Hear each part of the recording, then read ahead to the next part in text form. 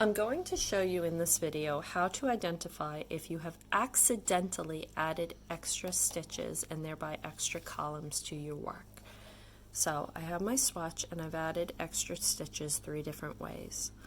The most glaring and obvious of which is the yarn over. So what I've done here is I made a yarn over in the row, continued along, and across the back I purled the stitch. So the hole is a pretty big indicator, but how you can also tell is that if you follow these 2 columns up from the bottom, you'll see that they split around the hole, and you can follow them up and see that they continue up to here, and then coming off of the yarn over, you have this extra new column with stitches following up the line. So that would be a glaring mistake. What I've done over here is I've knit front to back, and how you can tell is, once again, if you follow the columns up, you'll see that they continue, and then you've got this new column here.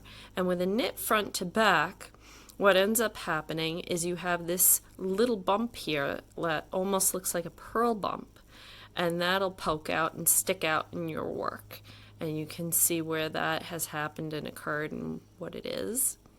Now over here, the harder one to identify is a make one, and I've done a make one right over here. So if you look here and see, there it is, where it's just kind of occurred on its own. It looks like it's just appearing in the middle of the work. If you were to come down and follow these columns down, you can see how these 2 are the original columns, or you can follow them up from the bottom. They are the original columns, and they continue up here. And then we've got this new column kind of branching out from this one over here and leaning towards the right, because make one right is of course a right leaning increase.